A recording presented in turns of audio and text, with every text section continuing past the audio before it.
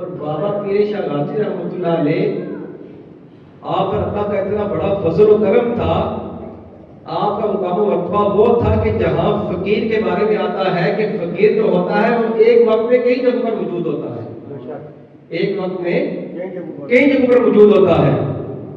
تذکرہ مقیمی میں واقعہ لکھا گیا، میاں صاحب رحمۃ اللہ علیہ نے یہ واقعہ لکھا۔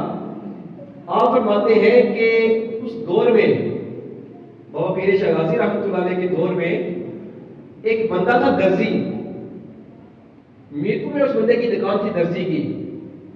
اس بندے کا عمل یہ تھا، وہ کیا کرتا تھا کہ ہر عید پہ بابا پیر شاہ غازی رحمۃ اللہ علیہ کو ایک نیا سوٹ دے کر سی کر جو تحفہ دیا کرتا تھا۔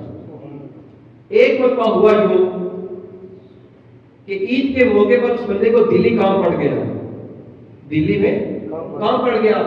اس نے کیا کیا، ان کا سوٹ سی کر رکھ گیا، خود دلی کام کے لیے چلا گیا۔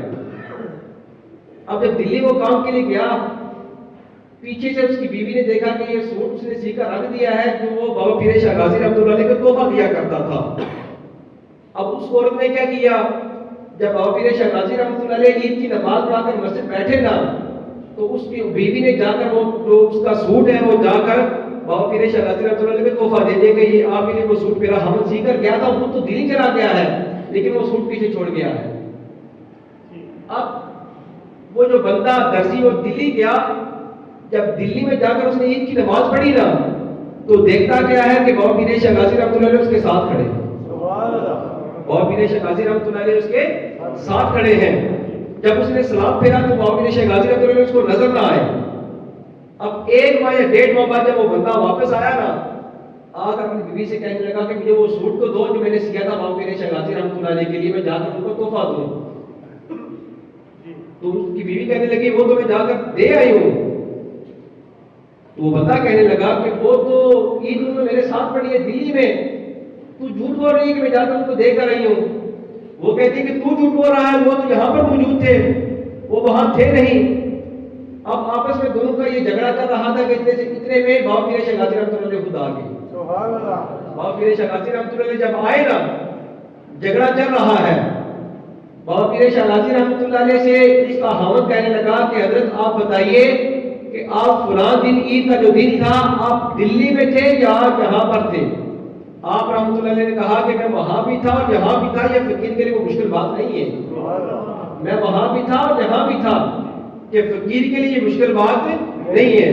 تو وہ بابا پیر شاہ غازی رحمۃ اللہ علیہ جن کا اس مہینے میں عرس پاک ہے، آپ رحمۃ اللہ علیہ بہت بڑی ہستی ہیں، اور اس سے بڑی بات کیا ہو سکتی ہے کہ آپ رحمۃ اللہ علیہ حضور غوث پاک کے نائب ہیں کشمیر میں، حضور غوث پاک رحمۃ اللہ علیہ کے کشمیر میں نائب ہیں، اور خود حضور غوث پاک رحمۃ اللہ علیہ نے بابا پیر شاہ غازی رحمۃ اللہ علیہ کو 12,000 اولیاء کی سرداری کا تاج عطا فرمایا ہے۔ کتنے اولیاء کی؟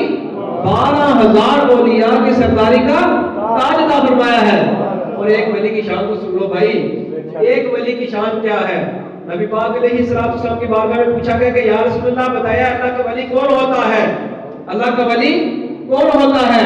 تو نبی پاک علیہ السلام نے فرمایا کہ اللہ کا ولی وہ ہوتا ہے ذکر اللہ، کہ جب تم اس کو دیکھو تو تمہیں رب یاد آ جائے۔ اللہ کا ولی وہ ہوتا ہے کہ جب تم اس کو دیکھو تو تمہیں رب یاد آ جائے۔